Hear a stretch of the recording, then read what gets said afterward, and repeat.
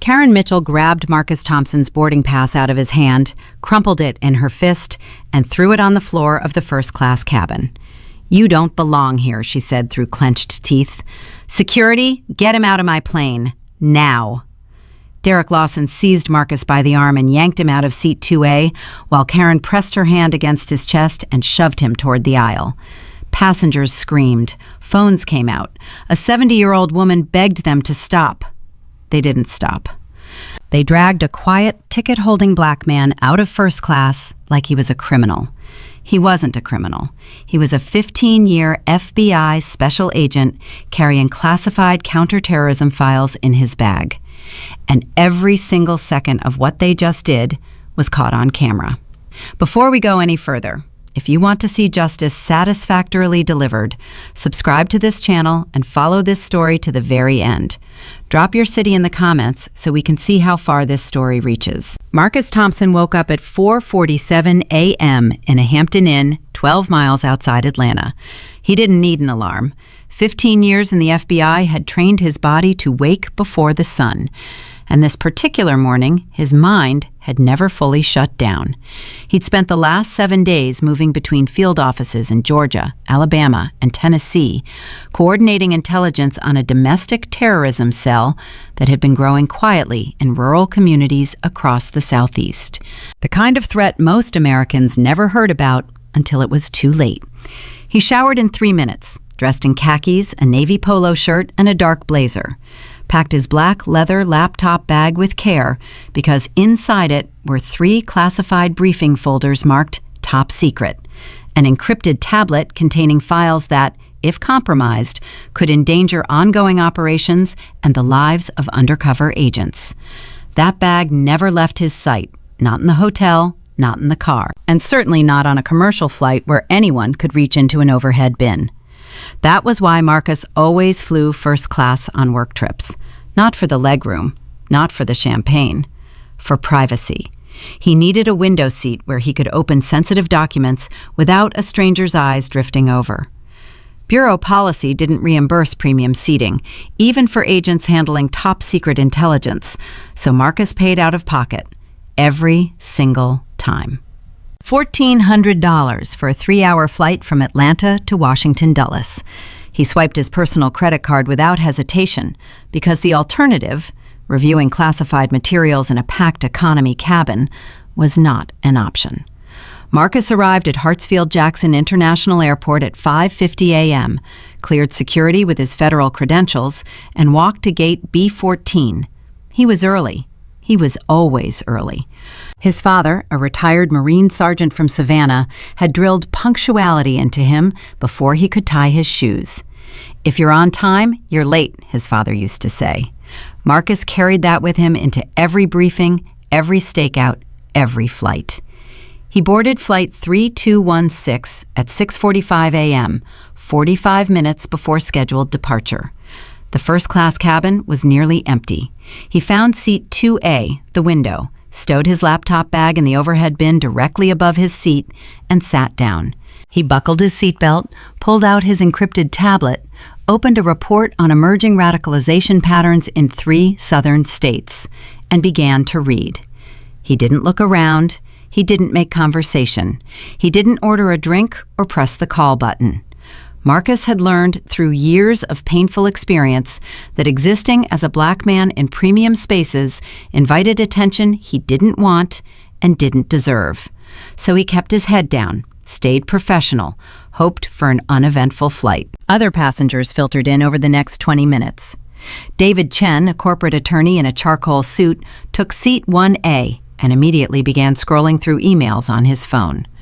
An elderly couple, Harold and Betty Simmons, settled into row 3 with the slow, careful movements of people who had earned their comfort.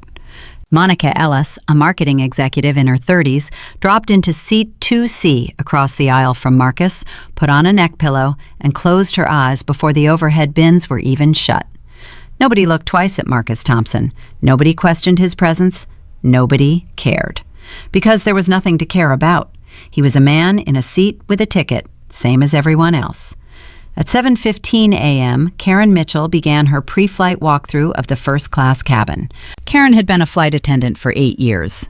She'd started at 29, fresh out of a failed real estate career, and found that she enjoyed the rhythm of air travel, the early mornings, the routine, the sense of authority that came with managing a cabin. Over time, she'd carved out a comfortable position working first class on domestic routes. She liked first class. She liked the passengers, business executives who tipped well, elderly couples who called her dear, frequent flyers who knew her name and asked about her weekend. She knew what first-class passengers looked like. She knew how they dressed, how they carried themselves, how they spoke. She had a mental picture built over 8 years and thousands of flights of who belonged in those wide leather seats with the extra legroom and the warm towels. When she reached row 2 and saw Marcus Thompson, that mental picture cracked. A black man, dressed casually, reading a tablet, in seat 2A, the most expensive seat on the plane. Karen stopped walking, her clipboard pressed against her chest.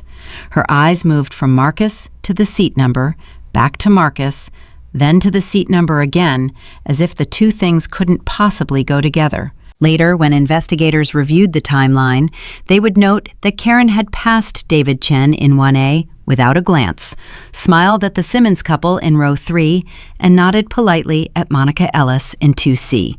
She hadn't asked a single other passenger for identification or proof of purchase. Not one. "Excuse me." Karen's voice came down like a gavel. She stood over Marcus with her arms crossed, her weight shifted to one hip, her chin tilted upward. It was the posture of someone who had already decided the outcome of the conversation before it started. "Can I see your boarding pass?" Marcus looked up from his tablet. He didn't flinch, he didn't tense, but something behind his eyes shifted. A recognition, old and heavy, that this moment had found him again. He'd been asked this question before, on a flight from Chicago to Denver 2 years ago, on a red-eye from Los Angeles to New York 18 months before that, on a morning flight from Dallas to Atlanta just 7 months ago. Always the same question, always from a flight attendant who seemed confused, even offended, by his presence in premium seating. And always, always, only directed at him. "Is there a problem?" Marcus asked calmly. "I need to verify you're in the correct seat," Karen said. Her tone was not the tone of routine verification. It was the tone of accusation, of suspicion, of a woman who had already decided that the man in front of her was guilty of something and was now looking for evidence to prove it. David Chen in 1A heard it. He put down his phone and glanced over. Monica Ellis in 2C opened one eye. The elderly Mrs. Simmons in row 3 stopped adjusting her blanket and looked toward the aisle. Marcus reached into the seat pocket in front of him and pulled out his boarding pass. He handed it to Karen without a word of protest. The boarding pass showed everything clearly. Seat 2A, first class, Marcus Thompson, confirmation number, paid ticket. There was no ambiguity, no error, no room for confusion. Karen took the boarding pass and held it like it might be contaminated. She studied the front. She turned it over. She held it up toward the overhead light and squinted at the barcode, examining it the way a bank teller might examine a $100 bill pulled from a suspicious envelope. Marcus watched her do this. So did David Chen. So did Monica Ellis, who was now fully awake and watching with growing discomfort. "Is everything in order?" Marcus asked after 15 seconds of silence. Karen looked at him. "Are you sure this is your ticket?" Marcus felt the tightness, the familiar tightness that started in his chest and radiated outward, the involuntary physical response to being questioned about his own existence in a space he had paid to occupy. He had felt it in conference rooms when colleagues asked if he was the IT guy. He had felt it in restaurants when hostesses directed him to the bar instead of his reserved table. He had felt it every single time someone looked at him and made a calculation based on nothing but the color of his skin. "Yes," Marcus said, "that's my ticket. That's my seat." "Did you pay for first class?" Karen asked, slowing her words as if Marcus might have difficulty understanding the question. "Or was this some kind of upgrade?" David Chen lowered his phone completely. He turned in his seat to face the aisle. His jaw was tight. He was an attorney. He recognized what was happening. "I don't see how that's relevant," Marcus said. His voice remained level, controlled, measured. But underneath the control was a current of something deeper, the exhaustion of a man who had spent 43 years navigating a world that questioned his right to exist in spaces he had earned. "But since you're asking, I paid for it, full price, with my personal credit card." "First class is quite expensive," Karen said, and the way she said it, slowly, with her head tilted slightly, her eyebrows raised, carried an implication so clear that 3 passengers in the cabin recognized it immediately. She was asking how a black man could afford a $1,400 ticket. She wasn't curious. She was suspicious. She had looked at Marcus Thompson and decided that a black man in first class must be a mistake, a fraud, a glitch in the system that needed correcting. "There's no mistake," Marcus said firmly. "I'm in my assigned seat with a valid, paid ticket. May I please get back to my reading?"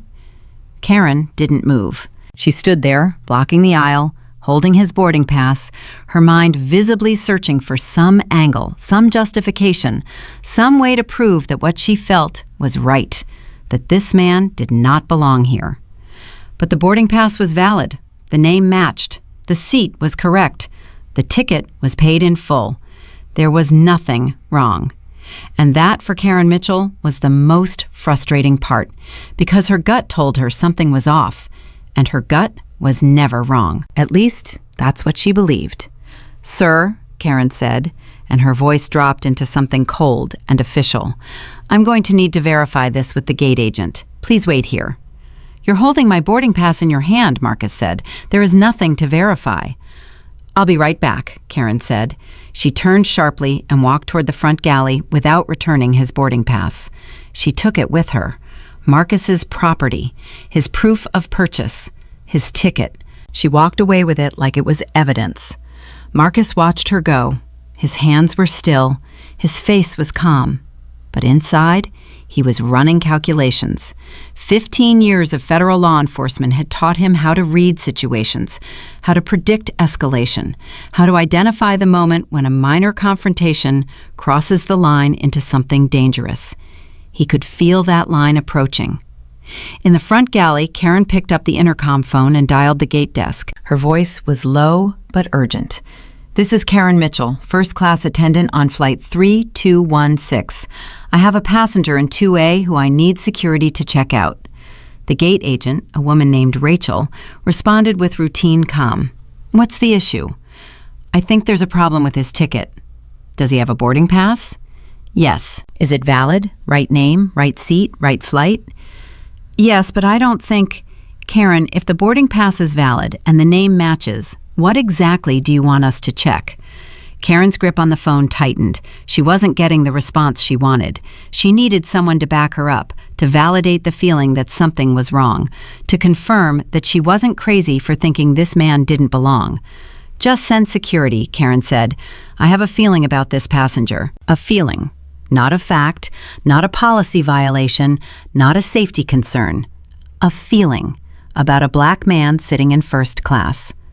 Rachel on the gate desk hesitated. She wanted to push back, but airport protocol gave flight attendants wide latitude to request security assistance, and Karen's tone made it clear she wasn't going to drop this.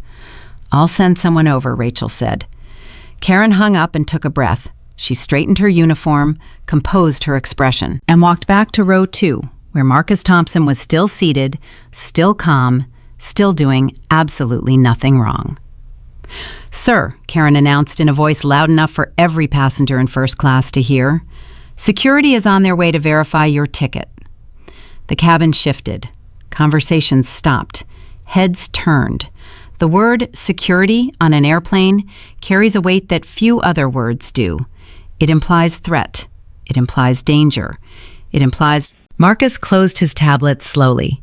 He looked up at Karen with an expression that was neither angry nor afraid. It was tired. The weariness of a man who had been through this too many times. "Security is coming because I'm sitting in a seat I paid for?" he asked. "Security is coming because I've requested verification of your ticket," Karen said. "Verification of what?" Marcus asked. "You've seen my boarding pass. My name is on it. My seat is correct. The ticket is paid. What specifically needs to be verified? Monica Ellis spoke up from across the aisle. She hadn't planned to get involved. She'd boarded this flight hoping to sleep for 3 hours and wake up in Washington. But she couldn't stay silent.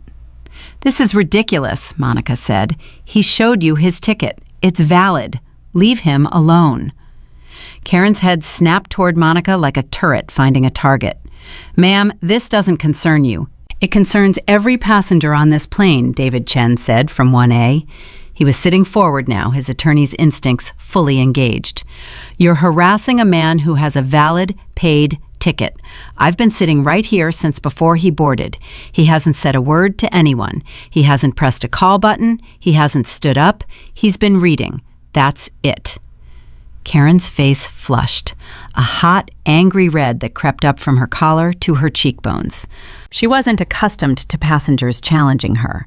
First-class passengers were usually polite, deferential, eager to avoid confrontation. They didn't push back. They didn't insert themselves into situations that didn't involve them. And they certainly didn't take the side of a passenger she had flagged. "Everyone needs to stay out of this," Karen said, her voice tight with barely controlled anger. "Security will handle it. This is a crew matter." "You made it everyone's matter when you announced it to the cabin," David Chen said. Karen's eyes flicked between Chen, Monica, and Marcus. She was losing control of the situation. She could feel it slipping. Passengers were looking at her with expressions that ranged from confusion to outright hostility. The elderly Mrs. Simmons was whispering rapidly to her husband. A man in row 4 had his phone out, angled toward the aisle. But Karen Mitchell was not a woman who backed down. She had called security. Security was coming. And when they arrived, they would fix this. They would remove this man from first class, and the natural order of things would be restored, and she would be proven right. That's what she told herself. That's what she believed. Marcus sat back in his seat. His hands were visible on the armrests. His posture was open, non-threatening, deliberately calm. He wasn't performing for the cameras that were starting to appear around the cabin. He was drawing on 15 years of training in high-pressure situations. He'd sat across tables from suspected terrorists. He'd conducted interrogations where a single wrong word could compromise months of investigation. He'd been in rooms where the tension was so thick it pressed against your eardrums. This was different. This was personal. This was a woman in a polyester uniform deciding that his skin color was a security threat. And yet, the same skills applied. Stay calm, stay verbal. Don't escalate. Let the other side make the mistakes. But underneath the professional calm, Marcus Thompson was angry. Not the hot, explosive anger that clouds judgment. The cold, deep, settled anger of a man who has been patient for too long. The anger that comes when you realize that no amount of education, no amount of professional achievement, no amount of money spent on first-class tickets can protect you from someone who has already decided what you are based on how you look. He thought about his father, Staff Sergeant James Thompson, who served 2 tours in Vietnam and came home to a country that still wouldn't serve him at certain lunch counters in Savannah. His father had taught him to be twice as good, twice as calm, twice as prepared. "They'll look for a reason," his father told him when he was 14.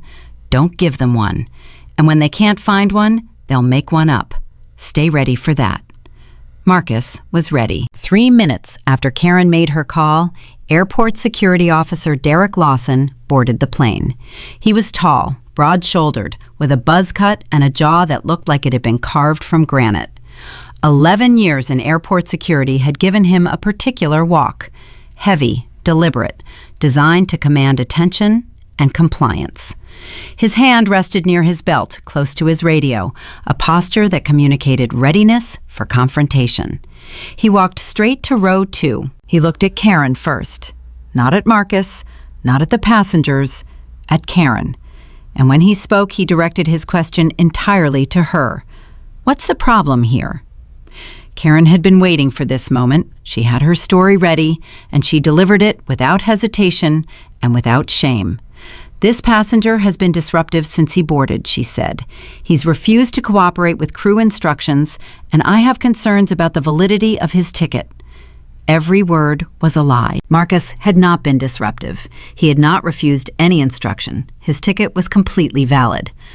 But Karen said it with such confidence, such authority, that if you hadn't been sitting in the cabin watching the entire interaction, you might have believed her. The passengers who had been watching did not believe her. David Chen's mouth fell open. Monica Ellis, who had been holding her phone loosely in her lap, raised it and pressed record. The man in row 4 adjusted his camera angle. Mrs. Simmons gripped her husband's arm. Derek Lawson didn't notice any of this. He turned to Marcus with an expression that said everything about how this interaction was going to go. His eyes were hard, his stance was wide, his voice carried the kind of authority that expects immediate compliance. "Sir, why are you causing a problem?" Marcus looked at the security officer. He noted the hand near the belt. He noted the hostile posture. He noted that Derek had asked Karen what happened and accepted her version without a single follow-up question. He noted that Derek hadn't asked him for his side, hadn't asked any passengers for their account, hadn't done anything resembling an investigation before forming his conclusion. "I'm not causing a problem," Marcus said. His voice was steady, clear, the voice of a man who has testified before federal judges and congressional committees. "I have a valid first-class boarding pass for this seat. I've been sitting here reading since I boarded. The flight attendant questioned my right to be here without any cause, and now you're here asking me why I'm causing a problem when I haven't done anything." He reached for his boarding pass, which Karen had apparently returned to the seat pocket at some point during her trip to the galley, and offered it to Derek. "Here, look for yourself." Derek took the boarding pass. He looked at it for roughly 2 seconds. Not the careful examination of someone trying to determine validity, the dismissive glance of someone who had already decided the boarding pass didn't matter. Seat 2A, first class, Marcus Thompson, paid ticket, correct flight number, everything valid, everything in order. Derek handed it back like it was a used napkin. Having a ticket doesn't mean you get to argue with crew. "I haven't argued with anyone," Marcus said. "I showed her my boarding pass when she asked. I answered her questions about how I paid.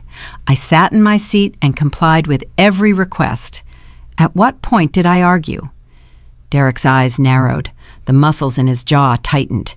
And then he said the words that would be replayed in courtrooms, in congressional hearings, in corporate training seminars, and in 50 million living rooms around the world. "You people always say that."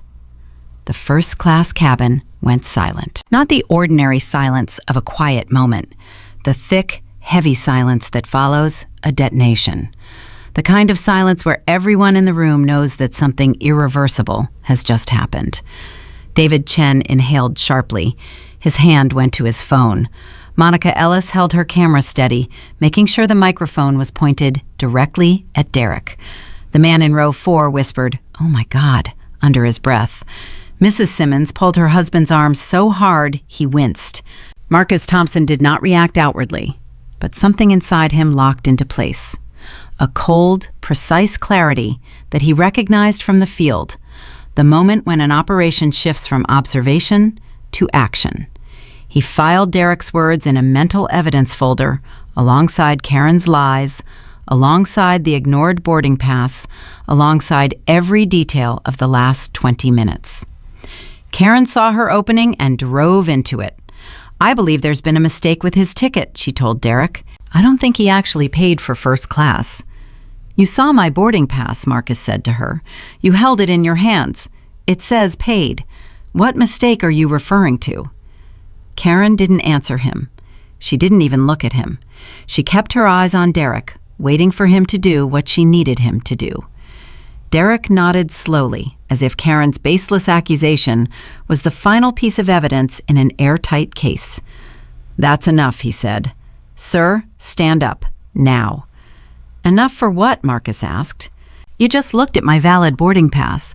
Multiple passengers can confirm I've been sitting here quietly. What is the basis for removing me?" Derek took a step closer. His body language shifted from authoritative to aggressive. His shoulders squared, his chest expanded. His voice dropped to a register that was clearly intended to intimidate. "I said, stand up, now. or this turns physical."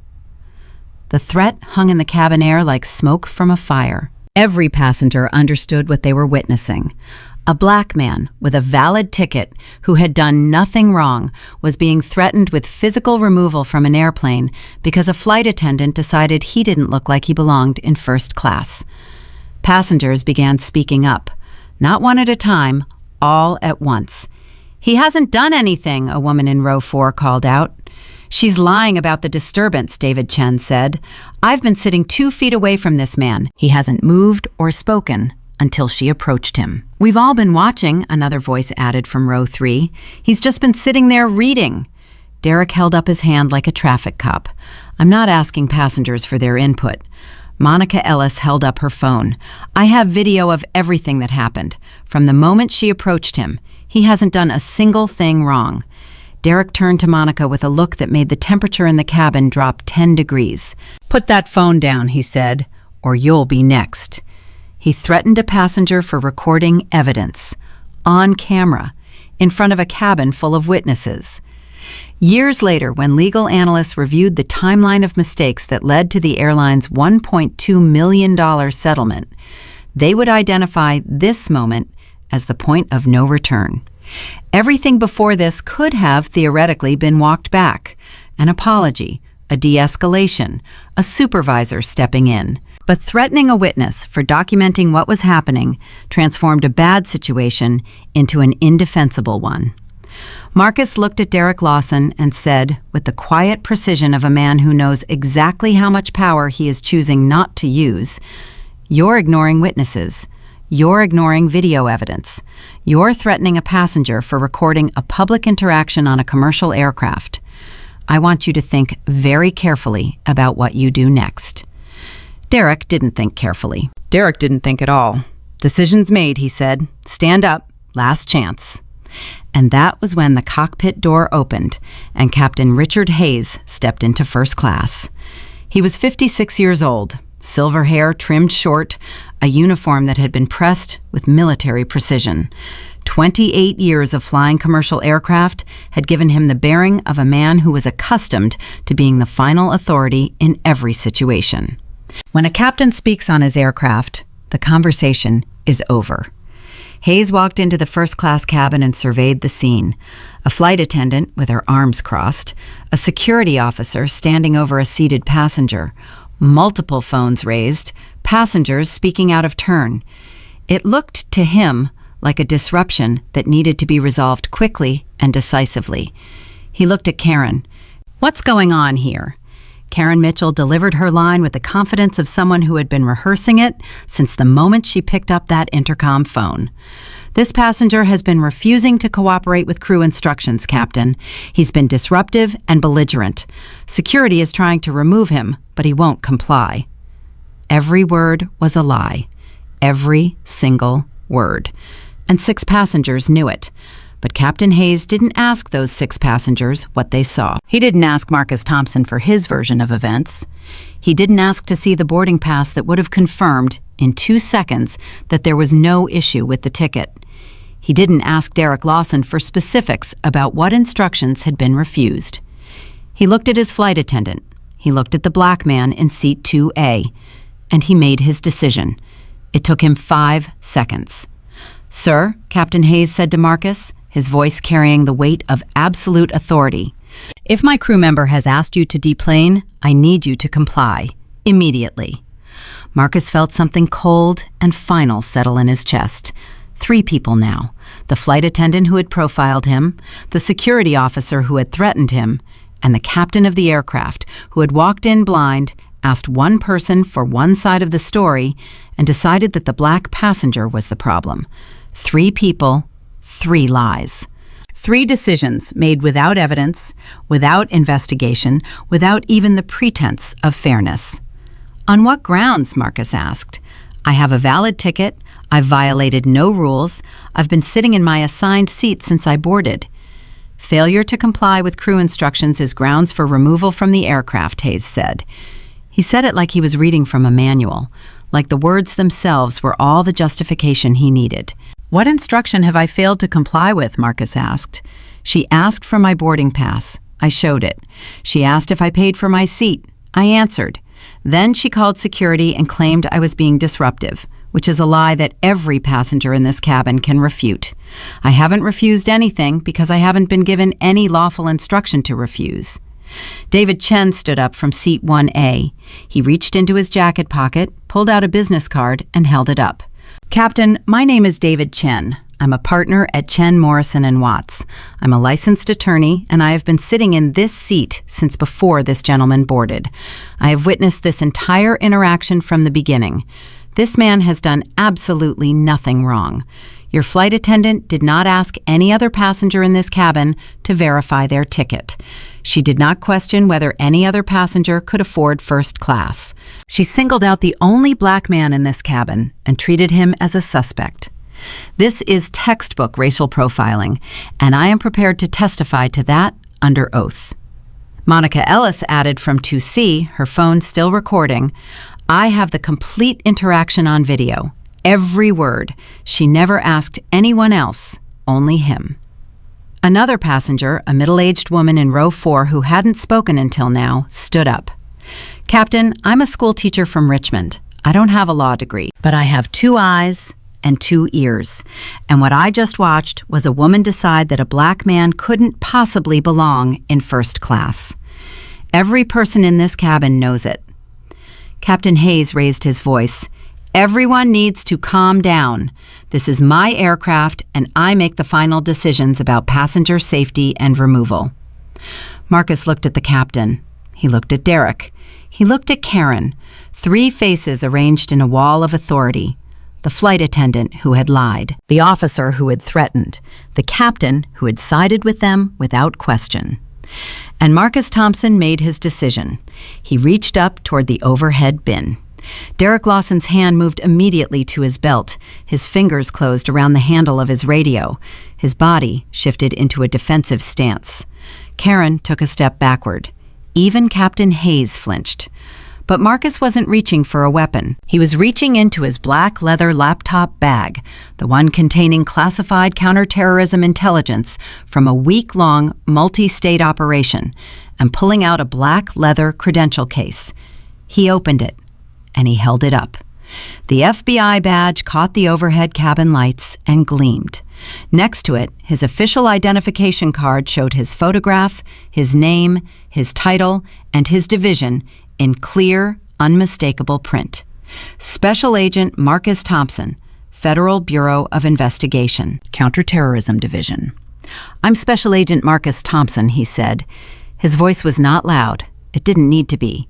Every person in the cabin heard every word. "FBI, 15 years, Counterterrorism Division. I am traveling on official business. I paid for this seat with my personal credit card. I have violated no airline policy and no federal regulation. And I am being removed from this aircraft because your flight attendant looked at me and decided that a black man does not belong in first class." Karen Mitchell's face went white. Not the white of embarrassment, the white of a woman watching her entire life collapse in real time.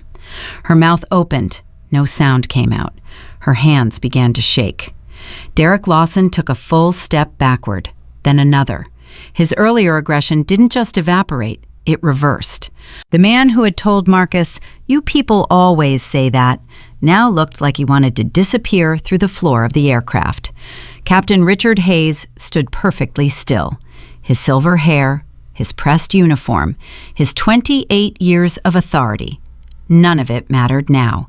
He stared at the FBI badge like it was a document informing him that everything he thought he knew about this situation was catastrophically, irreversibly wrong.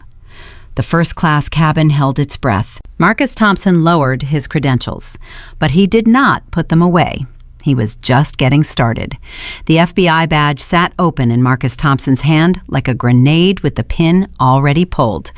The overhead lights bounced off the polished metal surface and threw tiny reflections across the ceiling of the first-class cabin.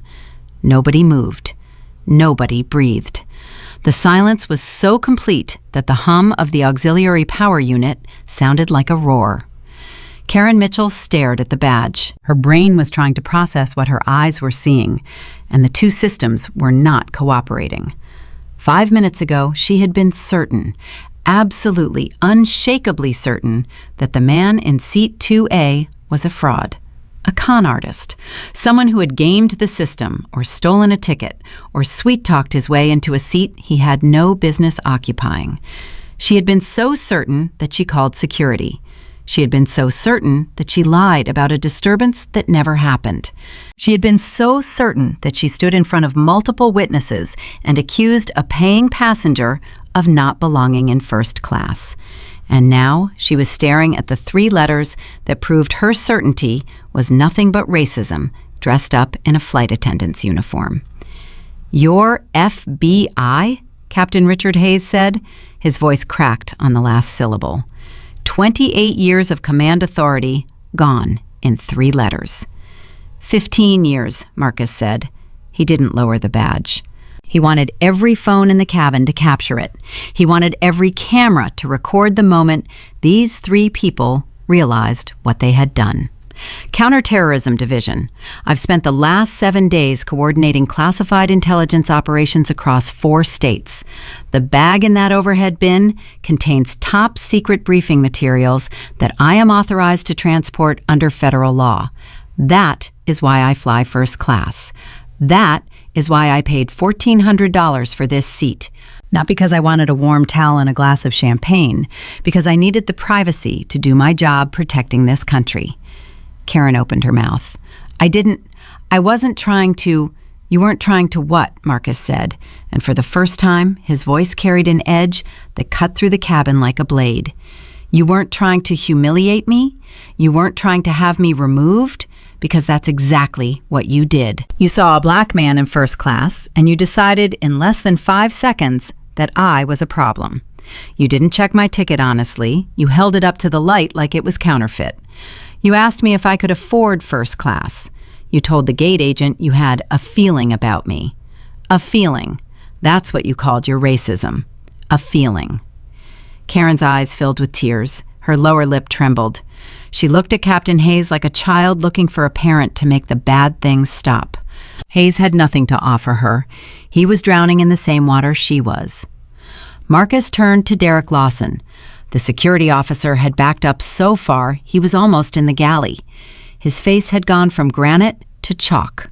The hand that had been resting confidently near his belt now hung limp at his side. You, Marcus said, you boarded this aircraft and didn't ask me a single question before deciding I was guilty. You looked at my valid boarding pass for 2 seconds and dismissed it. You heard 6 passengers tell you I'd done nothing wrong, and you ignored every one of them. You threatened a woman for recording evidence, and you said, in front of everyone in this cabin, you people always say that. You said that to a federal agent with top secret clearance who has spent 15 years keeping people like you safe. Derek swallowed hard. His Adam's apple bobbed visibly. Sir, I didn't know. You didn't know I was FBI, Marcus said. That's the point. You didn't know, and it shouldn't matter.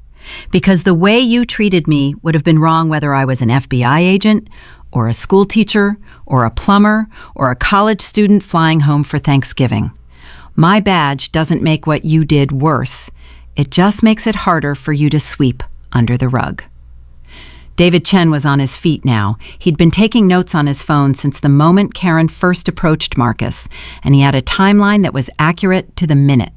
He held out his business card to Marcus. Agent Thompson, David Chen. I'm a senior partner at Chen, Morrison & Watts. I've practiced civil rights law for 22 years. I witnessed this entire incident from the moment that woman approached you, and I want you to know that everything I saw will be available to you and your attorneys in a sworn deposition. Marcus took the card and nodded. I appreciate that, Mr. Chen. Monica Ellis spoke next. She was still recording. Her hand was steady. Her voice was not. I hit record the moment she started questioning your ticket. I have everything. The way she talked to you, the way she talked to every other passenger before you. The difference is on camera. It's clear as day. The man in row 4 raised his hand like he was in a classroom. I started recording when security boarded. I have him saying, "You people." I have him threatening the lady with the phone. I have the captain telling you to get off without asking what happened. The school teacher from Richmond stood up again. I don't have a law degree and I don't have a camera, but I have a voice, and I will tell anyone who asks exactly what happened on this airplane today. Mrs. Simmons, the 70-year-old woman in row 3 who had been gripping her husband's arm, released her grip and spoke for the first time. Her voice was thin but fierce. I'm 73 years old. I grew up in Birmingham, Alabama. I watched black men get dragged out of lunch counters for the crime of sitting down. I thought we were past this. I was wrong. And I will go to any courtroom, anywhere, to say what I saw today. Her husband, Harold, put his arm around her. He didn't speak. He didn't need to. His face said everything. Marcus looked at the passengers who had spoken up. 6 strangers who had no reason to get involved, who could have stayed silent and avoided the mess, who chose instead to stand up for a man they didn't know because what was happening to him was wrong. He felt something crack open in his chest. Not the cold anger from before, but something warmer and more complicated. Gratitude and grief. Gratitude that they spoke. Grief that he needed them to. He turned back to the 3 people who had created this disaster. Here's what's going to happen, Marcus said. This flight is going to depart. I am going to remain in seat 2A, which I paid for. When we land in Washington, I am going to file a formal complaint with the Department of Transportation. I am going to file a report with the FBI's Office of Professional Responsibility documenting that a federal agent on official travel was subjected to racial profiling and forcible removal from a commercial aircraft. And I am going to retain an attorney to file a federal civil rights lawsuit against this airline. Captain Hayes held up both hands.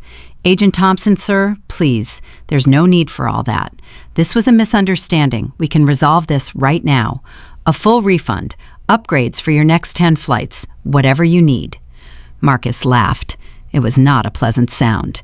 It was the laugh of a man who had just been assaulted, lied about, and threatened with physical violence, and was now being offered a coupon. A refund, Marcus said. You're offering me a refund. Your flight attendant lied about me to security. Your security officer told me, "You people always say that," and threatened to drag me out of my seat. You walked out of that cockpit and took their side without spending 5 seconds on the truth. And you think a refund fixes that?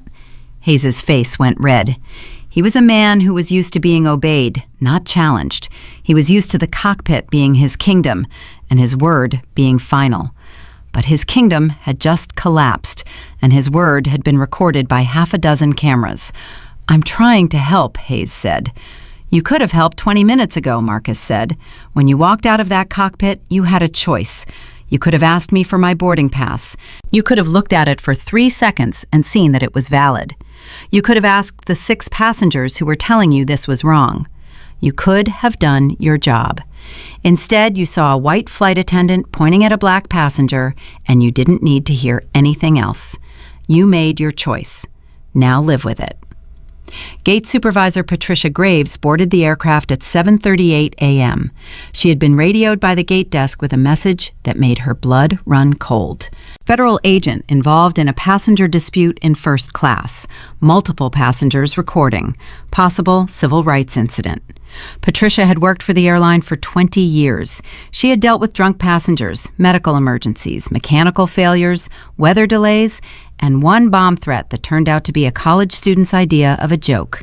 She had never received a radio call that included the words federal agent and civil rights incident in the same sentence. She walked up the jet bridge with the controlled urgency of someone who knows that every second of delay makes a bad situation worse. When she stepped through the aircraft door and into the first-class cabin, she saw it all at once. Karen Mitchell standing against the bulkhead with tears running down her face. Derek Lawson pressed into the galley corner like a trapped animal. Captain Hayes standing in the aisle with his hands at his sides, looking lost. Marcus Thompson, seated in 2 AFBI credentials open on the tray table, and at least 6 passengers with phones raised, recording everything. Patricia knew. Before anyone said a word, she knew. 20 years of experience told her exactly what had happened and exactly how bad it was going to get. "Someone tell me what happened," she said. "Start from the beginning." Everyone tried to talk at once. Patricia raised one hand, one at a time. "You first." She pointed at David Chen. Chen stood and delivered a precise chronological account. His legal training made him the perfect witness. He started with Karen approaching Marcus at approximately 7:15 a.m. He described the tone of voice she used. He quoted her questions about whether Marcus had paid for first class. He described her examining the boarding pass under the light. He detailed the call to the gate. He described Derek's arrival, the dismissal of the valid boarding pass, the "you people" comment, the threat of physical removal, the threat against Monica for recording. He described Captain Hayes emerging and siding with Karen without investigation. It took Chen 4 minutes to lay out the entire timeline. When he finished, Patricia Graves looked like she had aged 5 years. She turned to Monica. "You have video?" Monica held up her phone. "From the moment she started questioning his ticket. You want to see it?" Patricia took the phone and watched 30 seconds of footage. She watched Karen interrogate Marcus while ignoring every other passenger. She heard the tone. She saw the body language. She heard Derek say, "You people always say that." She watched him threaten Monica for recording. She handed the phone back. Then she did something that surprised everyone in the cabin. She turned to Karen Mitchell, and she didn't yell. She didn't raise her voice. She spoke with a calm that was more devastating than any shout. "Karen, how many years have you worked for this airline?" Karen blinked. 8 years. "And in those 8 years, how many times have you asked a white passenger in first class to prove they could afford their ticket?" Karen's mouth opened. Nothing came out. "How many times have you held a white passenger's boarding pass up to the light?" Silence. "How many times have you called security on a white passenger who was sitting quietly in their assigned seat, reading a tablet?" Karen's tears were flowing freely now. "I was just doing my job. I thought something was—" "You thought a black man couldn't afford first class," Patricia said. "That's not your job. That's your bias. And you just exercised it in front of 6 witnesses, multiple cameras, and a federal agent." She straightened up. "You're done for today. Get off this aircraft. Report to my office when we land. Don't talk to media. Don't talk to passengers. Don't talk to anyone until you've spoken with the legal department." Karen's face crumbled. "Am I fired?" Patricia looked at her for a long moment. "That's not my decision to make right now. But Karen, you need to understand something. What happened here today isn't going to stay on this plane. Every phone in this cabin recorded it. This is going to be on the internet before we reach cruising altitude. And when the airline sees that video, they're going to have to make a choice between you and a federal civil rights lawsuit. I think you know which way that goes." Karen Mitchell walked off Flight 3216 at 7:41 a.m. She passed through first class with her head down, her shoulders folded inward, her heels clicking against the floor in a rhythm that sounded like a countdown. The passengers watched her go. Nobody said a word to her. Nobody needed to. Patricia turned to Derek Lawson. "You're also leaving this aircraft. Your supervisor will be contacted before this plane pushes back." Derek tried one last time. "I was responding to a crew request. She told me—" "She told you a passenger was being disruptive," Patricia cut him off. "You arrived and found a man sitting quietly in his seat with a valid boarding pass. 6 passengers told you he'd done nothing wrong. You ignored them. You threatened one of them for recording. And you made a comment about "you people" that is going to be played in a courtroom and probably on national television. You don't get to stand here and tell me you were just following protocol." Derek left the plane without another word. His footsteps down the jet bridge were heavy and slow, the walk of a man who could feel the ground opening beneath him. Patricia looked at Captain Hayes. "Richard, you and I are going to have a very long conversation when this flight lands. For now, I need you in that cockpit getting us to Washington. Can you do that?" Hayes nodded stiffly. He turned and walked back toward the cockpit. As he passed row 1, David Chen looked up at him and said, quietly but clearly enough for the captain to hear, 28 years, and this is how it ends." Hayes didn't respond. He closed the cockpit door behind him. Patricia turned to Marcus Thompson. She took a breath. 20 years of airline experience had not prepared her for this moment. Standing in front of a federal agent who had just been racially profiled, physically grabbed, and nearly dragged off a plane by her own colleagues. "Agent Thompson," she said, "what happened to you today is unacceptable. There is no excuse, no explanation, and no justification. On behalf of this airline, I apologize." Marcus looked at her. He could see that her apology was genuine. He could see the shame on her face, the horror at what her colleagues had done. But genuine apologies don't undo damage.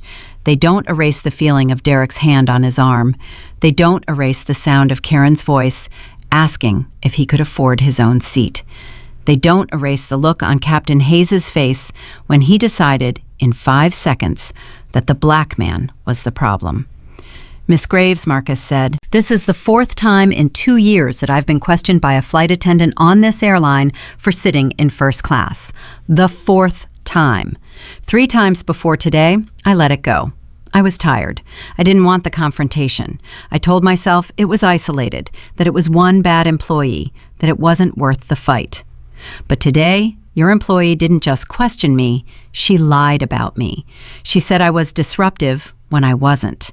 She called security on a man who was sitting quietly reading. And when security came, he threatened me, threatened another passenger and said, 'You people always say that,' while holding my valid boarding pass in his hand." Patricia closed her eyes. 4 times? 4 times, Marcus said. Different flight attendants, same airline, same first-class cabin, same question. Do you really belong here? It only happens in first class. It never happens in economy. And it has never, not once, happened to the white passenger sitting next to me. "I'll make sure the legal department is going to hear from my attorney," Marcus said, "not from me. I'm done being reasonable about this. I've been reasonable for 2 years, and it got me dragged out of my seat at 7:30 in the morning by a security officer who assumed I was a criminal because of the color of my skin." Patricia nodded slowly. She didn't argue. She didn't offer excuses. She simply said, "I understand." The aircraft door closed at 7:49 a.m. The flight pushed back from gate B14 at 7:52 a.m., 47 minutes behind schedule. The pilot who replaced Hayes in the right seat had been called in from the crew lounge. He didn't ask questions. He didn't need to. The tension on the jet bridge had told him everything. Marcus Thompson sat in seat 2A as the plane taxied to the runway. He pulled out his encrypted tablet and opened his classified briefing. Around him, the other first-class passengers settled back into their seats. David Chen was already drafting a detailed written account of the incident on his laptop. Monica Ellis was texting her husband a summary of what had happened, her hands shaking slightly as she typed. Mrs. Simmons was staring out the window with tears on her cheeks, remembering Birmingham, remembering lunch counters, remembering a country that kept promising to change and kept breaking its promise. Marcus read the same paragraph 3 times without absorbing a word. His body was in seat 2A. His mind was somewhere else. He was thinking about his father, Staff Sergeant James Thompson, who had served his country in Vietnam and come home to a nation that wouldn't serve him at a lunch counter. He was thinking about the 3 previous flights where he'd been questioned and said nothing. He was thinking about every black man and woman who had been treated the way he was treated today, but didn't have an FBI badge to pull out, didn't have 6 witnesses to speak up, didn't have cameras recording the evidence. The ones who were just removed, quietly, without a fight, without a record, without consequences for the people who did it to them. He closed the tablet, reached into his laptop bag, pulled out a legal pad, and began writing down everything that had happened, minute by minute, word by word, from the moment Karen Mitchell stopped in front of his seat and decided that a black man in first class was a problem that needed to be solved. He wrote for the entire 3-hour flight. He filled 14 pages. When the plane touched down at Washington Dulles at 11:23 a.m., Marcus Thompson had a complete, detailed, contemporaneous account of every lie, every threat, every act of discrimination that had occurred on Flight 3216. And in the phones of 6 passengers scattered through first class, the video evidence was already waiting to be uploaded. The plane hadn't even reached the gate when Monica Ellis connected to the airport Wi-Fi and posted the first clip. 47 seconds of footage. Karen Mitchell holding Marcus's boarding pass up to the light. Karen asking if he could really afford first class. Karen's voice dripping with suspicion saying, "First class is quite expensive." By the time Marcus stepped off the jet bridge, the clip had 400 views. By the time he reached baggage claim, it had 12,000. By the time his taxi merged onto the Dulles Toll Road toward downtown Washington, Monica had posted the second clip. Derek Lawson saying, "You people always say that." Derek threatening Monica for recording. Derek ordering Marcus to stand up or face physical removal. That clip hit 100,000 views in 45 minutes. Marcus's phone buzzed in his pocket. Then again. Then again. Then it didn't stop buzzing. Text messages from colleagues, missed calls from numbers he didn't recognize. An email from the FBI's Public Affairs Office asking if he was the agent in a viral video circulating on social media. He turned off his phone. He had something more important to do first. At 12:15 p.m., Marcus Thompson walked into the law office of attorney Denise Washington on K Street in downtown D.C. Denise was a former Department of Justice civil rights prosecutor who had spent the last 12 years in private practice, specializing in discrimination cases. She had won settlements against hotel chains, restaurant groups, rental car companies, and 2 other airlines.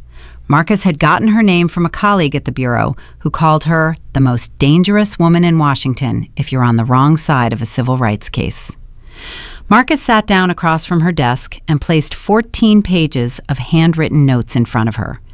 Then he placed David Chen's business card next to the notes. Then he pulled up Monica Ellis's phone number on his contact list. "I have 6 eyewitnesses, multiple video recordings from different angles, a contemporaneous written account, and 15 years of federal service without a single disciplinary mark on my record," Marcus said. "This morning, I was accused of having a fraudulent ticket, questioned about whether I could afford first class, lied about to security, called you people, threatened with physical removal, and nearly dragged off a plane, because I'm black." Denise Washington picked up the 14 pages and began reading. She read for 6 minutes without saying a word. When she finished, she looked up at Marcus with an expression he recognized. It was the same expression he wore when he opened a case file and realized the evidence was overwhelming. "How many previous incidents?" she asked. 3. Same airline, different flight attendants, same first-class cabin. I never reported them. "You will now," Denise said. She reached for her phone. "I'm filing with the Department of Transportation today. I'm sending a preservation letter to the airline tonight, demanding they retain all internal communications, complaint records, and personnel files related to discrimination complaints for the last 10 years. And tomorrow morning, I'm filing a federal lawsuit." She paused. "Marcus, how much do you want?" Marcus thought about Karen Mitchell asking him if he could afford first class. He thought about Derek Lawson saying, "You people." He thought about Captain Hayes making his decision in 5 seconds. He thought about the 3 flights before this one, where he had swallowed his anger and stayed silent.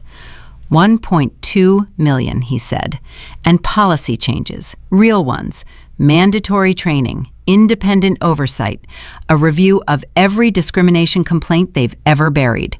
I don't want a check and a confidentiality agreement. I want them to change. Denise Washington smiled. It was not a warm smile. It was the smile of an attorney who had just been handed the strongest case of her career. "They're going to wish they'd just let you read your tablet," she said. Denise Washington's preservation letter hit the airline's legal department at 6:47 p.m. that same evening. It landed in the inbox of General Counsel Robert Stanton like a bomb wrapped in legal stationery. The letter demanded immediate retention of all internal communications, personnel files, passenger complaint records, HR investigation reports, training materials, and disciplinary actions related to discrimination, racial profiling, or bias complaints filed by passengers or employees over the preceding 10 years. It specified Karen Mitchell by name. It specified Derek Lawson by name. It specified Captain Richard Hayes by name. And it informed the airline that Special Agent Marcus Thompson of the FBI's Counterterrorism Division intended to file a federal civil rights lawsuit seeking $1.2 million in damages for racial discrimination, defamation, assault, and emotional distress. Robert Stanton read the letter twice. Then he picked up his phone and called the airline's CEO, Thomas Grayson, at home. "Tom, we have a serious problem," Stanton said. A flight attendant racially profiled a passenger on a flight out of Atlanta this morning, called security, had him nearly removed from his seat. The passenger is an FBI agent, 15 years, counterterrorism. There's video. It's already online. Grayson was quiet for 3 seconds. "How bad is the video?" "I haven't seen it yet, but the preservation letter says there are multiple recordings from multiple passengers. And the attorney who sent this letter is Denise Washington." Grayson swore under his breath. He knew the name. Every airline executive in the country knew the name.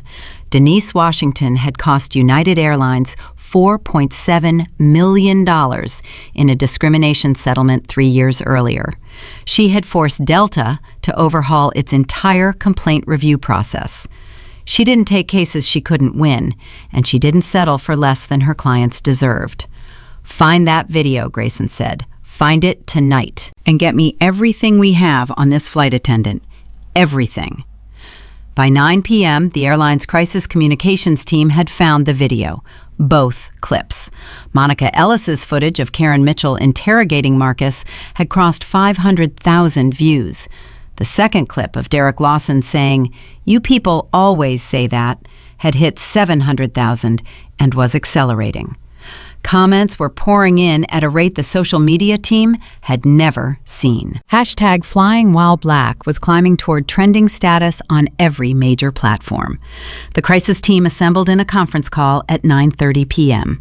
12 people: legal, communications, HR, operations, the VP of customer experience, and the CEO himself. Robert Stanton played both video clips on the call. Nobody spoke during the playback. When it ended, the silence lasted 8 full seconds. "That's our flight attendant asking a black man if he can afford first class," Stanton said.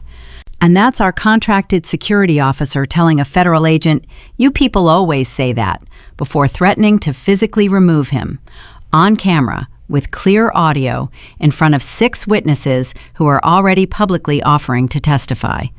Thomas Grayson's voice was flat. "What's our exposure?" "If this goes to trial, we lose," Stanton said. "The video is devastating. The witnesses are credible. One of them is a civil rights attorney who was sitting 2 feet away. The plaintiff is a decorated FBI agent with 15 years of counterterrorism service and 0 disciplinary history. And Denise Washington doesn't bluff." What does she want? $1.2 million, plus policy changes, mandatory training, independent oversight, full review of past complaints. The VP of Customer Experience, a woman named Sarah Porter, spoke up. "How many past complaints are we talking about? I've asked HR to pull everything related to discrimination complaints in the first-class cabin over the last 10 years, Stanton said. "I should have numbers by morning." He had numbers by morning, and they were worse than anyone expected. At 8:15 a.m. the following day, HR Director Janet Coleman walked into Robert Stanton's office and placed a folder on his desk that was thick enough to prop open a door. Inside were 52 formal complaints filed by black passengers over the past 8 years, alleging discrimination in first-class seating, service, or treatment. 52, more than 6 per year, an average of 1 every 7 weeks. Stanton opened the folder and began reading. The complaints followed a pattern so consistent it read like a script. Black passenger seated in first class. Flight attendant questions their ticket. Flight attendant asks if they paid or used an upgrade. Flight attendant calls gate agent or security. Passenger is embarrassed, delayed, or removed. Complaint is filed. HR marks it as resolved, misunderstanding, or resolved, no further action required. 49 of the 52 complaints have been closed without any disciplinary action. 49.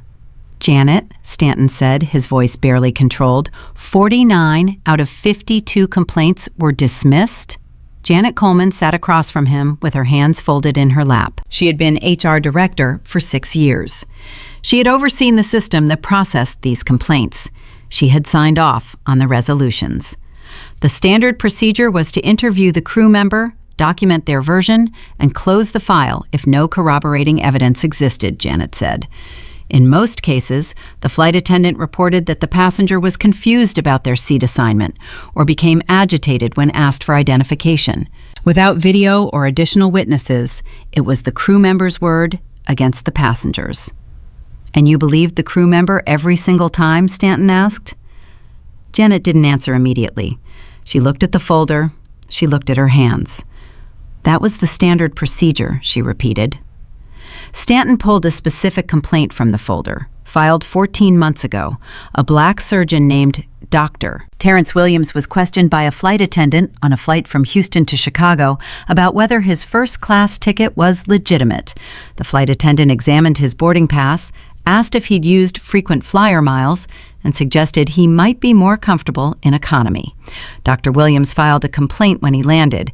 The airline's investigation consisted of a single phone call to the flight attendant, who said Dr. Williams had been confused about boarding zones, and she was simply helping him find his correct seat. Case closed.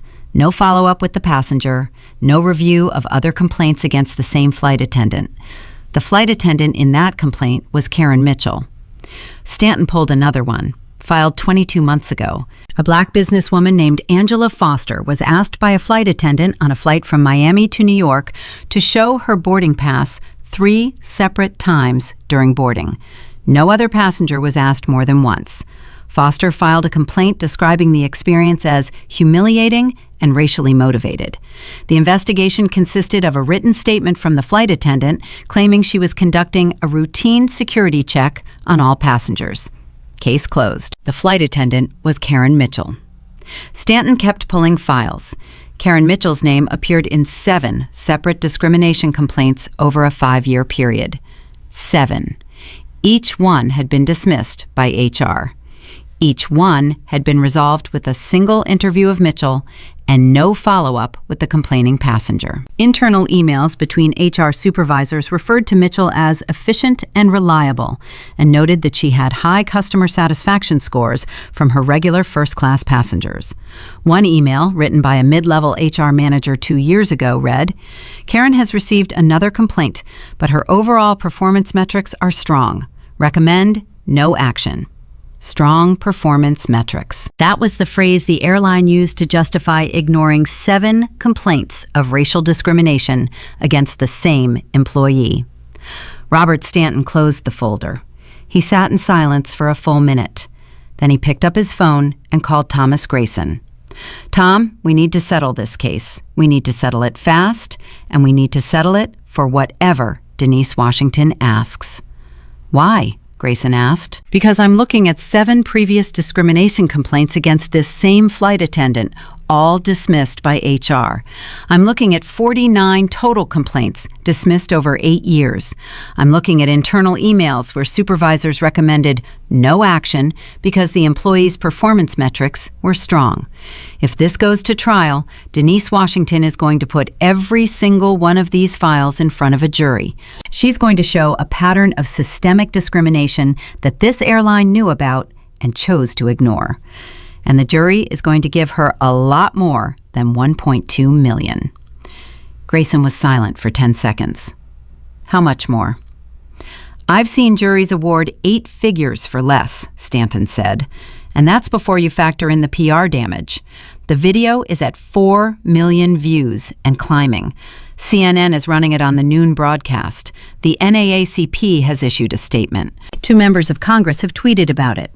Every hour we don't settle, the price goes up. At 10 a.m., 26 hours after Marcus Thompson was nearly dragged off Flight 3216, the video crossed 10 million views. The hashtag #FlyingWhileBlack was the #1 trend in the United States.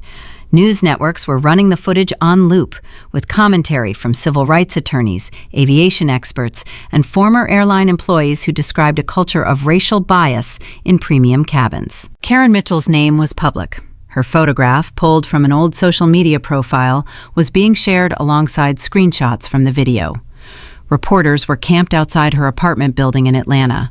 Her phone was ringing nonstop. She stopped answering after the first 20 calls, all of which were from journalists asking for comment. Derek Lawson had been formally suspended by airport security, pending an internal investigation. His personnel file had been subpoenaed by Denise Washington's office, and what it contained was almost as damaging as the video itself. 7 previous complaints from minority travelers over the past 4 years. 2 complaints specifically described Lawson using the phrase, "you people." All 7 had been dismissed by his supervisors without investigation. Captain Richard Hayes had been grounded by the airline pending the outcome of the investigation. He sat in his house in suburban Atlanta and watched the video play on 3 different news channels simultaneously. His wife sat next to him, crying.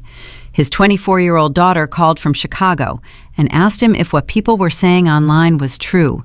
"Did you really not ask to see his ticket?" she asked. "Did you really just take the flight attendant's word?" Hayes couldn't answer, because the answer was yes. He had walked out of that cockpit and made his decision based on one person's account, without conducting even the most basic investigation. He had looked at a black passenger being accused by a white crew member and chosen the crew member automatically, instinctively, without thought or question. And now the whole world knew it. At 2 p.m., Denise Washington held a press conference on the steps of the federal courthouse in Washington, D.C. She stood behind a podium with Marcus Thompson beside her, wearing a dark suit and tie, his FBI credentials visible in his breast pocket. "My client, Special Agent Marcus Thompson, is a 15-year veteran of the FBI's Counterterrorism Division," Denise said. "He has dedicated his career to protecting American citizens from threats both foreign and domestic. On the morning of October 14th, he boarded a commercial flight in Atlanta carrying classified intelligence materials. He was seated in a first-class seat that he had purchased with his own money. He was reading quietly on his tablet. He was bothering no one. And within 30 minutes of boarding, he was interrogated about his ticket, questioned about whether he could afford first class, lied about to security, subjected to a racial slur, threatened with physical removal, and confronted by a captain who took the side of a lying flight attendant without asking a single question." She paused. The cameras clicked. The reporters leaned forward. What happened to Agent Thompson was not a misunderstanding. It was not an isolated incident. Our investigation has already uncovered a systemic pattern of racial profiling on this airline, particularly in first-class cabins. Black passengers have been singled out, questioned, humiliated, and removed at rates that cannot be explained by anything other than racial bias. The airline had complaints. They had data. They had warnings, and they chose to do nothing. A reporter called out, "What are you seeking in the lawsuit?" $1.2 million in damages, Denise said. Mandatory anti-bias training for all airline employees. Independent quarterly audits of passenger complaints. A zero-tolerance policy for racial profiling with automatic termination for verified incidents. The creation of an independent passenger advocacy office. And a full, transparent review of every discrimination complaint filed in the last 10 years. Another reporter, "Agent Thompson, what do you want people to take away from this?" Marcus stepped to the podium. He had spoken in front of federal judges, congressional committees, and rooms full of intelligence officials. But this was different. This was personal. "I want people to understand that what happened to me happens every day," he said. "It happens to black men and women on airplanes, in hotels, in restaurants, in stores, in their own neighborhoods. The difference is that most people don't have an FBI badge to pull out. Most people don't have 6 witnesses willing to speak up. Most people don't have a video that goes viral. They just get removed, quietly, without a record, without consequences. And the people who did it to them go back to work the next day and do it to someone else. He paused. His jaw tightened. His voice dropped. My badge didn't make what happened to me wrong. It was wrong before I showed it. It would have been just as wrong if I were a teacher, or a plumber, or a college student, or a grandfather flying to see his grandchildren. The only thing my badge did was make it impossible for them to pretend it didn't happen. The press conference ran for 22 minutes. Every major network carried it live. By 4 p.m., the combined video views of the incident footage and the press conference had crossed 20 million. Corporate sponsors began pulling advertising from the airline's loyalty program. 3 major business travel agencies issued statements saying they were reviewing their contracts with the carrier. The airline's stock price dropped 1.7% in after-hours trading. At 5:30 p.m., Thomas Grayson called an emergency board meeting. The board of directors assembled by video conference within the hour. Robert Stanton presented the legal situation. The VP of Communications presented the media situation. The Chief Financial Officer presented the financial situation. Every single presentation ended with the same conclusion. Settle now, settle fast, settle for whatever it takes. At 7 p.m., Robert Stanton called Denise Washington. Denise, this is Robert Stanton, General Counsel. We'd like to discuss resolution. I'm listening, Denise said. We're prepared to accept your client's terms, the full $1.2 million, the training, the audits, the policy changes, all of it. Denise was quiet for a moment. She had expected them to negotiate. She had expected a counteroffer, a lowball number, weeks of back and forth. She had prepared for a fight. The fact that they were accepting everything immediately told her something important. They had found the complaint files. They knew what was in them. And they were terrified of what a jury would do if those files ever saw the inside of a courtroom. I'll present the offer to my client, Denise said. But Robert, I need something else. What? 23 employees. I have a list.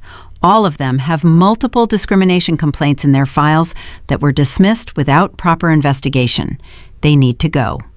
Robert Stanton felt his stomach drop. 23 terminations. Not suspensions, not retraining, terminations. The union would fight it. HR would resist. Operations would scramble to replace them. Denise, that's non-negotiable, she said. You had 7 complaints against Karen Mitchell and you kept her on the job. You had 7 complaints against Derek Lawson and his supervisors buried them. This isn't about one bad employee. This is about a system that protected bad employees at the expense of black passengers. If you want this settlement, those 23 people are gone. And the settlement agreement will include a clause requiring the airline to publicly disclose the number of discrimination complaints filed and resolved each quarter for the next 5 years. Stanton closed his eyes. Let me call you back in an hour. He called back in 37 minutes. The board had approved everything. At 9:48 p.m. on October 15th, 39 hours after Marcus Thompson was nearly dragged off a plane for sitting in first class while black, Denise Washington called her client. Marcus, they accepted everything, the full amount, the training, the audits, the oversight office, the 23 terminations, and public quarterly disclosure of complaint data for 5 years. It's done. Marcus was sitting at his kitchen table in his apartment in Arlington, Virginia, the same apartment he'd left 7 days ago to coordinate counterterrorism operations across 4 states. The legal pad with his 14 pages of notes sat in front of him. His FBI credentials sat next to it. His phone, which he had turned back on an hour ago, showed 412 unread text messages and 67 missed calls. 1.2 million, Marcus said. Not as a question, as a statement, as the weight of a number that represented something far more complicated than money. 1.2 million, Denise confirmed. Marcus was quiet for a long time. He thought about the 49 complaints that had been dismissed. He thought about the passengers behind those complaints, real people with real jobs and real families who had been humiliated in first-class cabins and then told by HR departments that their experiences were misunderstandings. He thought about the ones who never filed complaints at all, the ones who swallowed their anger the way he had swallowed his 3 times before this, because they were tired and didn't want the fight. "It's not enough," Marcus said. "I know," Denise said, "but it's a start." "It's a start," she agreed. Marcus hung up the phone. He sat at his kitchen table in the quiet of his apartment and stared at the FBI badge that had saved him from being dragged off a plane. The badge that shouldn't have been necessary. The badge that meant the difference between justice and just another buried complaint in a folder that nobody would ever open. Outside his window, the lights of Washington, D.C. burned against the October sky. Somewhere in that city, in a building he had walked into thousands of times, analysts were reading intelligence reports about threats to national security, threats that Marcus Thompson had spent 15 years fighting. And that morning, on a plane in Atlanta, the only threat anyone saw was the color of his skin. The settlement was signed on November 19th at 10 a.m. in a conference room on the 14th floor of the airline's corporate headquarters in Dallas, Texas. Marcus Thompson flew in the night before. First class, same airline. He did it deliberately. He wanted them to see his name on the manifest. He wanted every crew member on that flight to know who was sitting in seat 2A. Nobody asked to see his boarding pass. Nobody questioned his ticket. Nobody looked at him with suspicion. They looked at him with fear. Denise Washington sat beside Marcus at the conference table. Across from them sat Robert Stanton, CEO Thomas Grayson, HR Director Janet Coleman, and 3 outside attorneys the airline had hired specifically for this negotiation. The room was quiet. No one made small talk. No one offered coffee. The airline's attorneys had spent 4 weeks reviewing the evidence and preparing for this moment, and every single one of them knew that their client was sitting on the wrong side of the worst civil rights case in the history of commercial aviation. Thomas Grayson spoke first. He was 61 years old, silver-haired, wearing a suit that cost more than most Americans earned in a month. He had been CEO for 9 years. Under his leadership, the airline had grown into the 3rd largest carrier in the country. He had navigated fuel crises, labor disputes, a pandemic, and a merger. He had never, in his entire career, been forced to sit across a table from someone his own employees had racially profiled and apologize. "Agent Thompson," Grayson said, "before we proceed with the formalities, I want to say something personally. What happened to you on Flight 3216 was wrong. It was a failure of our people, our training, and our culture. I am sorry." Marcus looked at him. He had spent 15 years reading people across interrogation tables. He could tell when someone was reciting a script written by lawyers, and he could tell when someone meant what they said. Grayson was somewhere in between. The apology was rehearsed, but the shame behind it was real. Marcus could see it in the way Grayson couldn't quite hold eye contact, in the way his hands were clasped so tightly on the table that his knuckles had gone white. "Mr. Grayson," Marcus said, "I appreciate those words, but I need you to understand something. Your apology is for me. The settlement is not. The settlement is for the 49 passengers who filed complaints before me and were told their experiences were misunderstandings. It's for the passengers who never filed complaints because they knew nothing would happen. It's for every black man and woman who will board one of your planes tomorrow and wonder if they're going to be treated like a human being or like a suspect." Grayson nodded. He didn't argue. He couldn't. The signing took 12 minutes. Marcus signed 7 documents. Denise signed 4. Stanton signed on behalf of the airline. The settlement was structured as follows: $1.2 million in compensatory and punitive damages payable within 30 days. Mandatory anti-bias training for all flight crews, gate agents, ground personnel, and security contractors beginning within 60 days and renewed annually.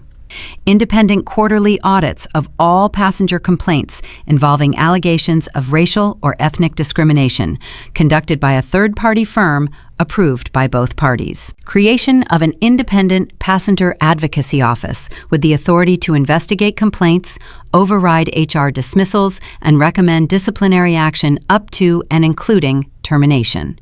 A zero-tolerance policy for racial profiling, codified in the airline's employee handbook and training materials. Immediate termination of 23 employees identified by Denise Washington's investigation as having multiple unresolved discrimination complaints in their personnel files. And public quarterly disclosure of complaint data for 5 consecutive years, published on the airline's website and submitted to the Department of Transportation. When the last document was signed, Denise Washington stood up and shook Robert Stanton's hand. It was a professional handshake, firm and brief. There was no warmth in it. There was no victory celebration. This was not a moment of triumph. It was a moment of consequence. Marcus didn't shake anyone's hand. He picked up his copy of the settlement agreement, placed it in his leather bag next to the classified briefing materials he still carried on every flight, and walked out of the conference room without looking back. In the elevator on the way down, Denise turned to him. "How do you feel?" Marcus thought about it. He thought about the 14 pages he had written on the flight from Atlanta. He thought about Mrs. Simmons in row 3, crying and remembering Birmingham. He thought about his father, Staff Sergeant James Thompson, who never got an apology from anyone for anything. "I feel tired," he said. Denise nodded. She understood. Winning a civil rights case didn't feel like winning. It felt like surviving. The 23 terminations began the following Monday. They were carried out quietly, methodically, over a 2-week period. Each employee was called into a meeting with HR, presented with their complaint history, and given 2 options: resign immediately with no severance, or be terminated for cause with the complaint file documented in their permanent record. 21 chose to resign. 2 refused and were fired. Among the 21 who resigned was a flight attendant named Brenda Torres, who had accumulated 4 discrimination complaints over 3 years. Every single one had been dismissed. During her exit interview, she broke down and said something that would later be quoted in the Department of Transportation's official report on the case. "Nobody ever told me there was a problem," Brenda said.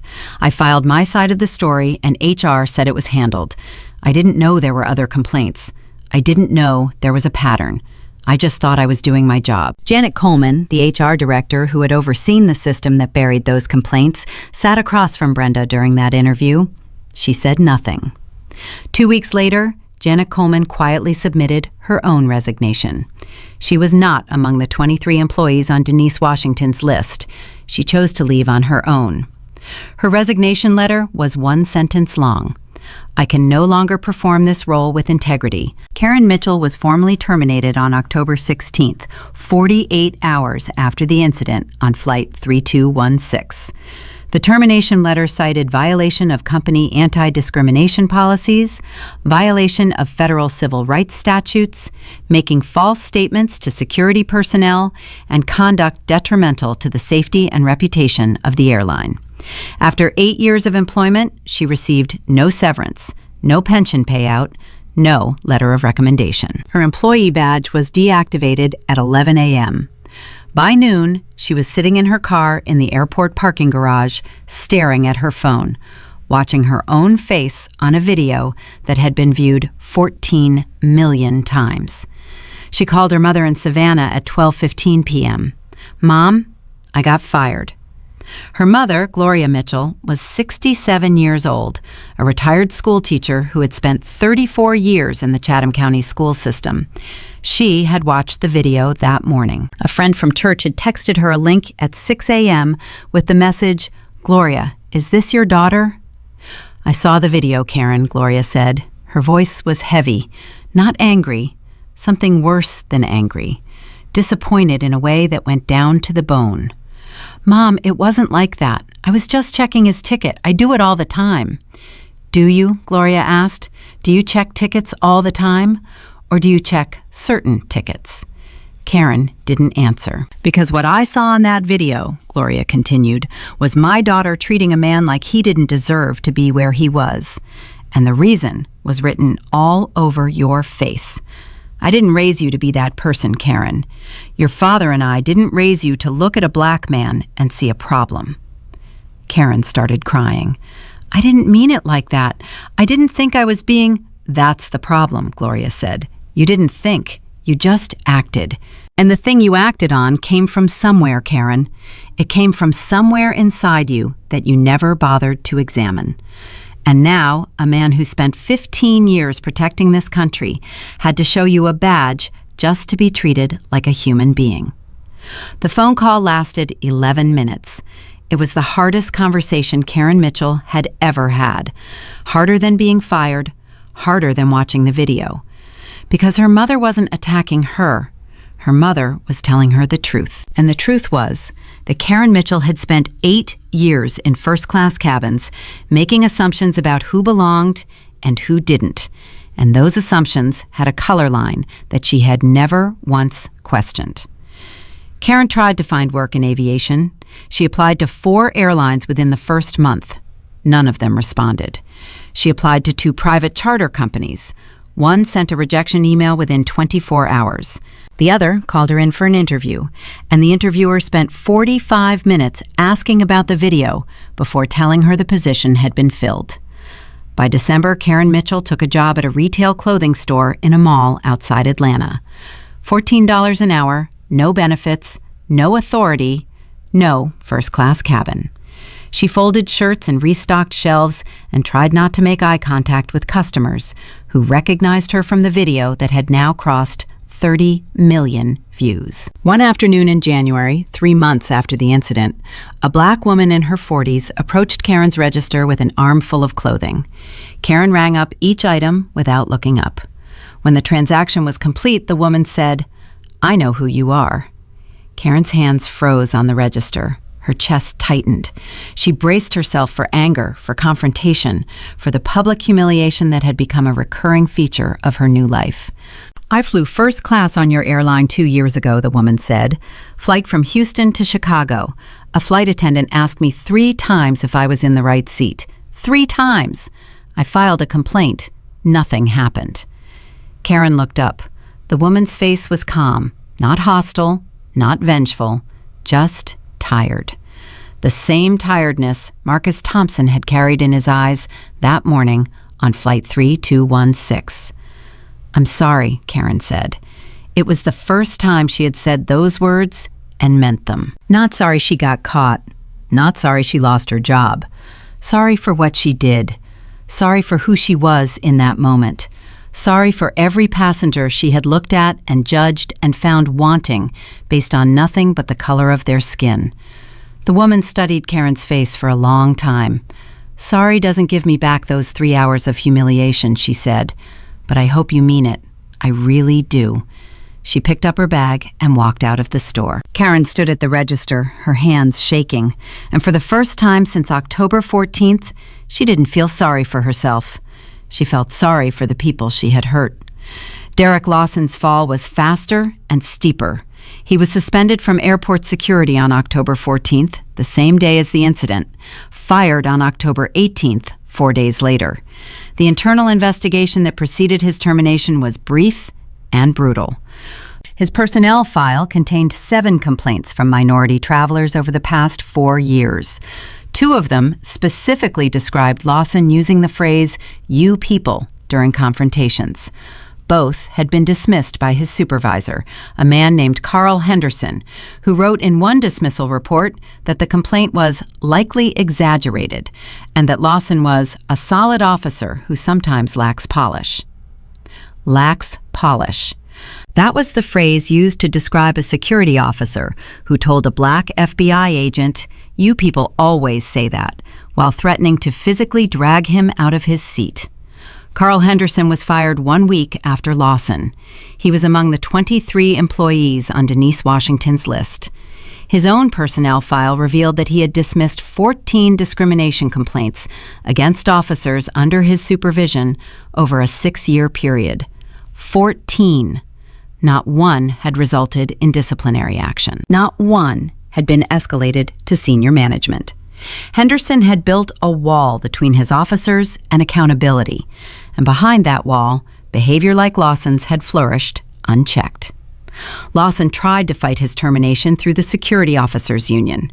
The union representative reviewed the video evidence, reviewed the 7 prior complaints, reviewed the "You People" footage that had been viewed 20 million times, and called Lawson back within 48 hours. "Derek, I'm going to be straight with you," the union rep said.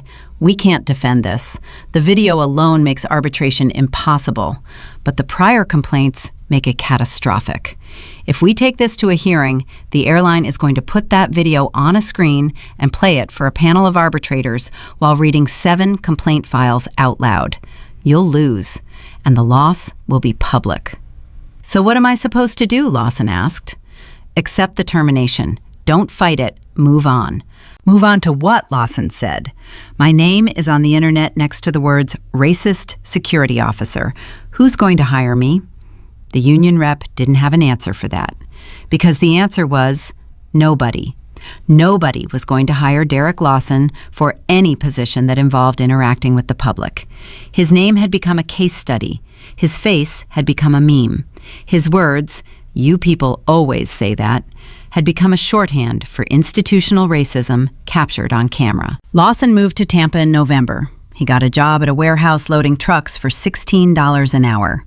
He worked the overnight shift, midnight to 8 a.m., because fewer people were around and fewer people could recognize him.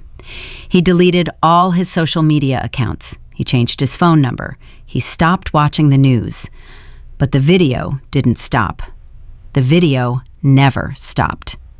It lived on the internet like a scar that couldn't be covered. And every time someone shared it, every time it resurfaced in a training seminar or a news segment or a social media thread about racial profiling, Derek Lawson's voice saying, "You people always say that," played again for a new audience that hadn't heard it before.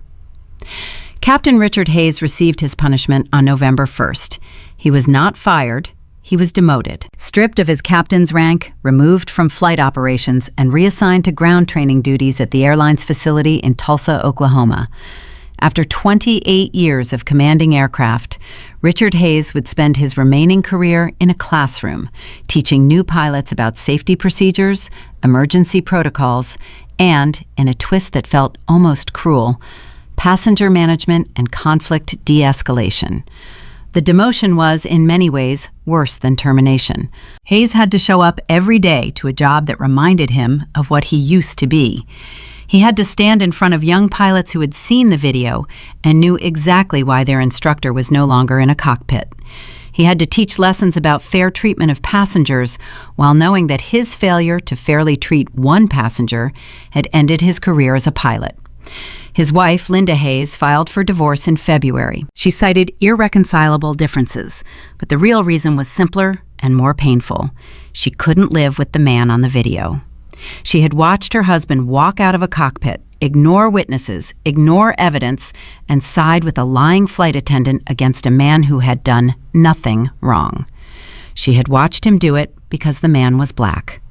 And she couldn't unknow that about the person she had been married to for 31 years. "I keep thinking about what our daughter asked you," Linda told him during their last conversation before the separation.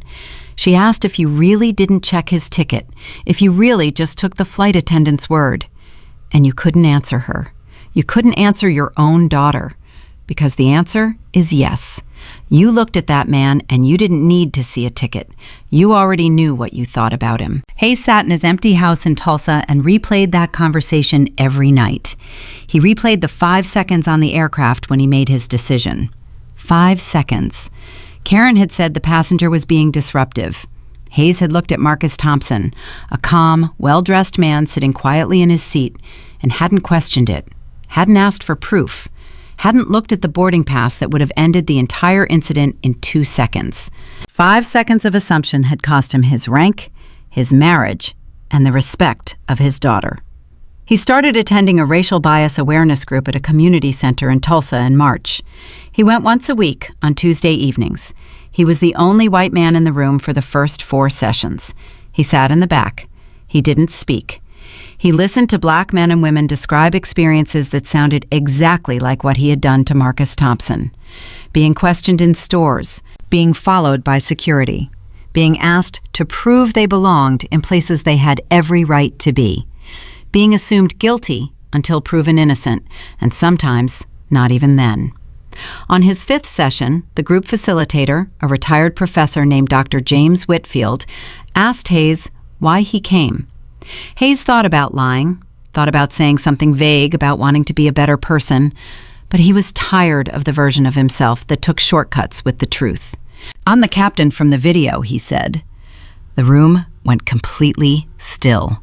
12 pairs of eyes turned to him, some with recognition, some with anger, some with something he didn't expect, curiosity. "I'm the one who walked out of the cockpit and told a black man to get off my plane without asking a single question," Hayes continued. His voice cracked. "I did it because my flight attendant told me to, and I believed her. I believed her because she was my crew, and he was a passenger, and I thought that was enough. But the real reason, the reason I have to say out loud because I've been lying to myself about it for 5 months, is that I looked at him and I saw what she saw. I saw a black man in first class, and some part of my brain flagged it. Not consciously, not with words, but it was there, and I acted on it. And I destroyed a man's morning, and I destroyed my career, and I lost my wife, and I can't get my daughter to return my calls." He stopped talking. The room was silent. Dr. Whitfield let the silence hold for a long time. Then a woman in the front row, a 45-year-old nurse named Carolyn, said, "Do you know how many times something like what you did has happened to me?" Hayes shook his head. "I stopped counting after 20, Carolyn said. 20 times I've been questioned about where I'm sitting, where I'm standing, where I'm shopping, where I'm walking, whether I really live in my own neighborhood. You did it once, and it cost you everything. I've had it done to me 20 times, and nobody lost a thing." Hayes felt the words hit him like a physical blow, because she was right. The difference between his experience and hers was not just that he was the one doing the profiling. It was that when he did it, there were cameras and an FBI badge and a viral video and consequences. When it happened to her, 20 times, there was nothing. No video, no badge, no settlement, no accountability. Just a woman being told again and again that she didn't belong where she was. "I'm sorry," Hayes said. Carolyn looked at him for a long moment. "I don't need your sorry," she said. "I need you to never do it again. Can you promise me that?" "Yes," Hayes said. "Then keep coming back," Carolyn said, "because sorry is a word. Showing up is a choice." Richard Hayes kept coming back every Tuesday for the rest of the year. He never missed a session. He never spoke about the video again unless someone asked. And when new members joined the group and recognized him, he didn't hide from it. He sat with the discomfort. He sat with the shame. And slowly, painfully, over months of listening to people whose experiences he had never bothered to imagine, Richard Hayes began to understand something that 5 seconds of assumption on an airplane had prevented him from seeing. That Marcus Thompson was not a threat. He was a man. A man who had paid for a seat. A man who had served his country.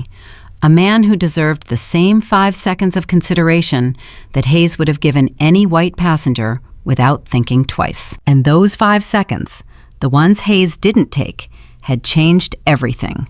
For Marcus, for Karen, for Derek, for the airline, for 50 million people who watched a video and recognized something they had seen before, or something they had experienced before, or something they had done before and never been held accountable for.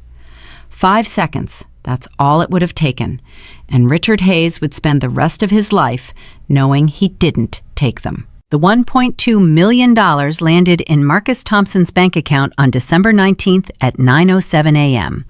He was sitting at his desk in the FBI's Washington field office when his phone buzzed with the deposit notification. He looked at the number on the screen for exactly 3 seconds, then put his phone face down on the desk and went back to the counterterrorism brief he was reviewing. Around him, analysts moved between cubicles, printers hummed, Securiphones rang. The machinery of national security ground forward the same way it had every day for the past 15 years. The money didn't change that. The money didn't change anything about who Marcus Thompson was or what he did for a living. The money was a consequence, not a conclusion. That evening, Marcus drove to Savannah, Georgia. 4 hours on I-95 South, through the December darkness, past the same exit signs he'd been passing since he was a teenager, driving home from college for Christmas break. He pulled into the driveway of a small brick house on Elm Street at 1:15 a.m. The porch light was on. It was always on. His father, Staff Sergeant James Thompson, retired United States Marine Corps, had kept that porch light burning every night for 40 years. A man should be able to find his way home, he used to say, no matter how dark it gets. Marcus let himself in with his key. His father was asleep in the recliner in the living room, a book open on his chest, the television playing low. At 74, James Thompson still had the posture of a Marine. Even asleep, his back was straight, his chin was up, his hands were folded with a discipline that decades of civilian life had never softened. Marcus sat down on the couch across from him and waited. He didn't wake his father. He just sat there, in the house where he grew up, in the room where his father had taught him to read, where his mother had taught him to pray before she passed, where Staff Sergeant James Thompson had looked his 14-year-old son in the eye and said, "They'll look for a reason. Don't give them one. And when they can't find one, they'll make one up. Stay ready for that." James woke at 1:40 a.m. He opened his eyes, saw Marcus on the couch, and didn't startle. Marines don't startle. He closed his book, set it on the side table, and looked at his son with the steady, assessing gaze that Marcus had inherited and carried into every interrogation room for 15 years. "Drove down from Washington?" James asked. "Yes, sir." "At this hour?" "Couldn't sleep." James nodded slowly. He didn't ask why. He knew why. He had watched the video. He had watched it once, all the way through, and then he had turned off his phone and sat on the porch for 2 hours without moving. His neighbor, Earl Watson, had come over to check on him, and James had said, "They did to my boy what they used to do to me. I just didn't think I'd have to watch it." "Settlement came through today," Marcus said. "How much?" $1.2 million. James was quiet for a long time. He looked at his hands that had carried an M16 through the jungles of Vietnam, hands that had built this house, board by board, when banks wouldn't give a black veteran a construction loan in 1979. Hands that had held his newborn son in a hospital where black families were still sent to the second floor because the first floor was reserved for white patients. "That's a lot of money," James said. "Yes, sir." "What are you going to do with it?" Marcus leaned forward. "I'm going to start a foundation for people who go through what I went through but don't have a badge to pull out. People who get profiled on planes, in hotels, in restaurants, in their own neighborhoods. People who file complaints that get buried. People who never file complaints because they know nobody's listening. I want to give them legal support, documentation resources, and a voice that can't be ignored." James looked at his son. His eyes were wet, but his face didn't move. Marines don't cry. Except sometimes they do, when their sons become the men they prayed they would become. "Your mother would be proud of you," James said. Marcus felt his throat tighten. His mother, Dorothy Thompson, had been a Sunday school teacher and a civil rights volunteer who marched in Savannah in 1965. She died of pancreatic cancer when Marcus was 26, 2 years into his FBI career. She never saw him earn his counterterrorism assignment. She never saw him brief a congressional committee. She never saw the video. She never saw the settlement. But Marcus carried her voice in his head every day, the same way he carried his father's discipline and his badge. "I think about her every time I board a plane," Marcus said. "She used to tell me that the measure of a country isn't how it treats the people with power, it's how it treats the people without it." James nodded. She was right. She was always right about that. They sat together in the living room until 3 a.m., not saying much, just being in the same room. Father and son, Marine and FBI agent. Two black men who had spent their lives serving a country that kept making them prove they belonged in it. Marcus drove back to Washington the next morning.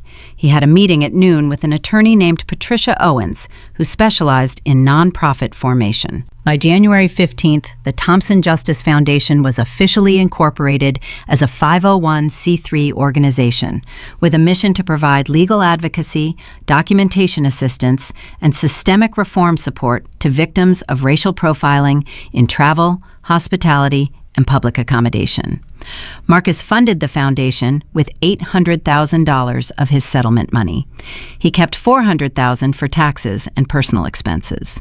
The $800,000 went into an operational account that would cover legal fees for victims who couldn't afford attorneys, fund investigations into patterns of discrimination at specific companies, and support legislative advocacy for stronger civil rights enforcement in the transportation industry. The foundation's first case came in February. A black physician named Dr. Alicia Warren contacted the foundation after being removed from a first-class seat on a flight from Philadelphia to Los Angeles. The flight attendant had told security that Dr. Warren was acting erratically, which was a lie. Dr. Warren had been sitting quietly reviewing patient files on her laptop. She didn't have an FBI badge. She didn't have 6 witnesses with cameras. She was just a doctor on a plane who got profiled and removed and humiliated in front of 200 passengers. Dr. Warren had filed a complaint with the airline. The airline's response, received 3 weeks later, was a form letter that said, "We take all passenger concerns seriously. After reviewing the incident, we have determined that our crew acted in accordance with standard operating procedures. We consider this matter closed." Case closed. Standard operating procedures, the same language that had been used to dismiss 49 complaints at Marcus's airline. The same bureaucratic wall that protected discriminatory employees and silenced their victims. Marcus read Dr. Warren's file and felt the old anger rise. Cold, focused, precise. He picked up the phone and called Denise Washington. "Denise, I've got another one. Same pattern, different airline. Black passenger in first class. Flight attendant lied about disruptive behavior. Passenger removed. Complaint dismissed with a form letter." "Does she have evidence?" Denise asked. "She has her boarding pass, her medical credentials, a written account she drafted the same day, and a text message from a passenger sitting nearby who confirmed she was quiet the entire time." "Send me everything," Denise said. "I'll have a demand letter out by Friday." The airline settled Dr. Warren's case for $350,000 in April. The settlement included mandatory retraining for the flight crew involved and a formal written apology from the airline's CEO. It was a fraction of what Marcus had received, but for Dr. Warren, it was something more important than money. It was proof that what happened to her was real, that it was wrong, and that someone was willing to fight for her when she couldn't fight alone. By the end of the foundation's first year, Marcus and his team had handled 14 cases. 11 resulted in settlements. 2 resulted in formal investigations by the Department of Transportation. 1 resulted in a congressional inquiry that led to a hearing on racial profiling in commercial aviation. Marcus testified at that hearing.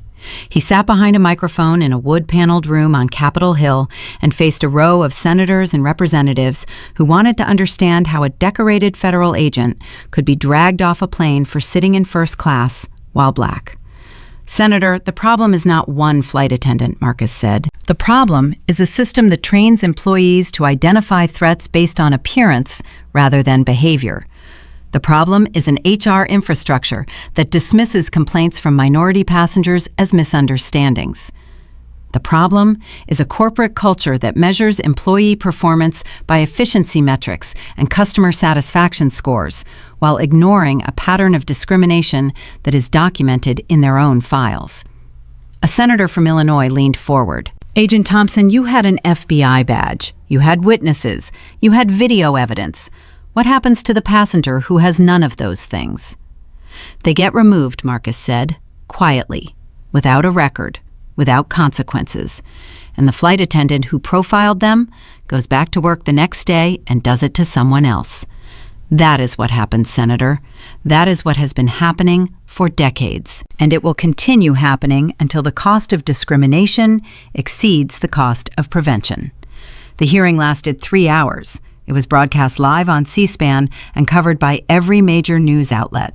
Marcus's testimony was clipped and shared across social media, where it accumulated 8 million views in 48 hours. The clip that went the most viral was not his description of what happened on Flight 3216. It was his answer to the final question asked by a congresswoman from Georgia. Agent Thompson, after everything you've been through, do you still fly first class? Marcus looked at her. He thought about every flight, every boarding pass, every sideways glance from a crew member who seemed surprised to see him in the premium cabin. Every time he kept his head down and his mouth shut and hoped for an uneventful trip. Every time he proved again and again that he belonged somewhere he had paid to be. Yes, ma'am, he said. Every single time. Because the day I stop flying first class is the day they win. And I didn't spend 15 years fighting for this country to surrender a seat I paid for. The room erupted in applause. It was the only time in the 3-hour hearing that the gallery broke protocol. The chairwoman gavelled for order but didn't try very hard. Some moments deserve to be loud. The video of the incident on Flight 3216 crossed 50 million views in March of the following year, 18 months after Karen Mitchell stopped in front of Seat 2A and decided that a black man didn't belong in first class. It became the most watched civil rights incident in the history of commercial aviation. It was translated into 23 languages.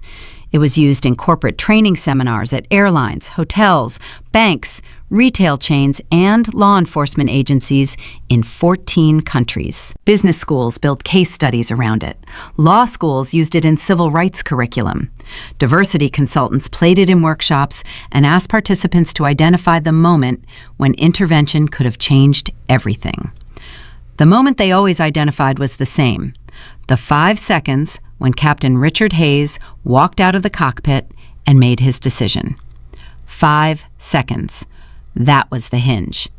If Hayes had asked to see the boarding pass, if he had asked Marcus for his side of the story, if he had listened to the 6 passengers telling him this was wrong, if he had done any one of those things, the incident would have ended right there. Karen would have been corrected. Derek would never have been called. Marcus would have read his classified briefing in peace. No video, no settlement, no destroyed careers, no 50 million views. 5 seconds of assumption instead of 5 seconds of inquiry. That was the difference between a routine flight and a $1.2 million lawsuit.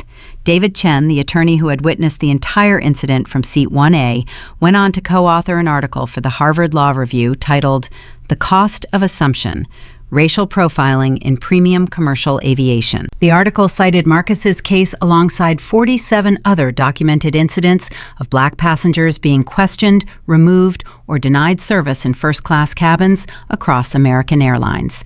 It argued that the premium cabin had become a de facto segregated space, not by law, but by the accumulated bias of employees who carried an unconscious template of who first-class passengers were supposed to look like. The article was cited in 3 federal court decisions within 2 years of publication.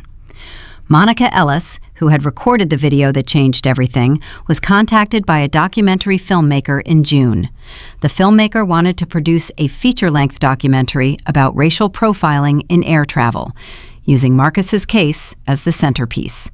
Monica agreed to participate. She gave a 2-hour interview in which she described in detail what it felt like to watch a man be profiled in real time while sitting 2 feet away.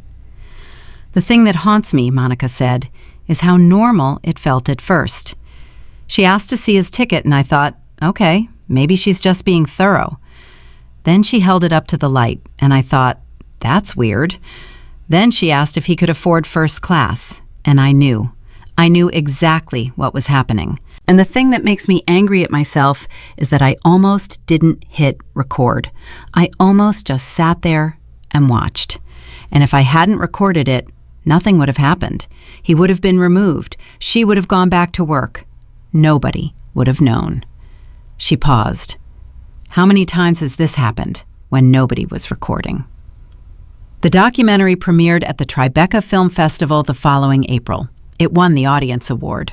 Marcus attended the screening. He sat in the back row and watched his own story play out on a screen, narrated by the witnesses who had spoken up for him and the attorney who had fought for him, and the passengers from other flights who had experienced the same thing and never had anyone believe them.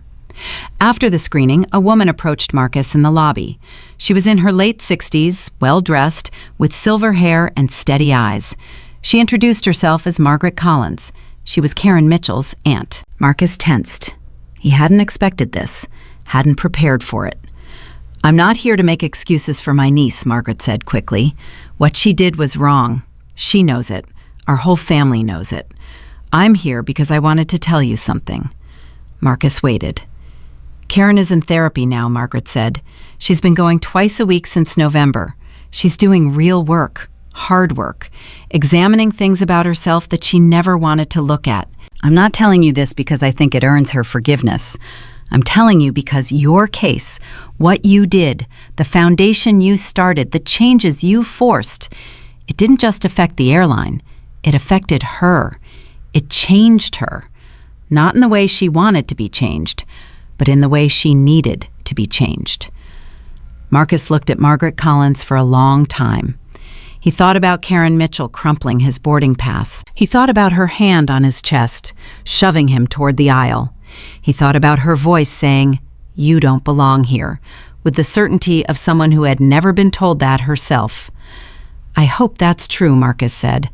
I hope she's doing the work. Not because I need her to, because the next black man who sits in first class needs her to. Margaret nodded. Her eyes were wet. Thank you for saying that. She turned and walked away. Marcus watched her go. He didn't feel anger. He didn't feel satisfaction. He felt something more complicated and more human than either of those things. He felt the weight of a story that had no clean ending, no perfect resolution, no moment where everything was fixed and everyone was healed. Because that's not how racism works. It doesn't end with a settlement check. It doesn't end with a viral video. It doesn't end with 23 terminations, or a congressional hearing, or a documentary at Tribeca. It ends, if it ends at all, one person at a time, one decision at a time, one 5-second moment at a time, when someone chooses to ask a question instead of making an assumption. Marcus Thompson retired from the FBI on June 30th after 25 years of service. His retirement ceremony was held at the Bureau's Washington field office. The director of the FBI attended. 300 colleagues filled the auditorium. His father, Staff Sergeant James Thompson, sat in the front row in a pressed suit with his Marine Corps pin on his lapel. He was 76 years old. His back was still straight. The director spoke for 12 minutes. He described Marcus's career in broad strokes: the counterterrorism operations, the intelligence coordination, the field assignments that took him across the country and sometimes around the world. He described Marcus as one of the finest agents the Bureau had ever produced. Then Marcus stepped to the podium. He looked out at 300 faces, colleagues who had worked beside him for a quarter century, friends who had trusted him with their lives. His father, sitting in the front row, looking up at him with an expression that contained everything a father could feel about a son who had made good on every promise he'd ever made. 25 years ago, I walked into this building as a 23-year-old kid from Savannah, Georgia, who wanted to protect his country, Marcus said. My father was a Marine. My mother was a civil rights volunteer. They taught me that service means showing up, even when the country you serve doesn't always show up for you. He paused. 2 years ago, I was nearly dragged off an airplane for sitting in first class while black. A flight attendant decided I didn't belong. A security officer agreed. A captain backed them both. None of them asked to see my ticket. None of them asked for my side of the story. They looked at me and made a decision based on the color of my skin. The auditorium was silent. I showed them my badge, and everything changed. Suddenly, I was Agent Thompson.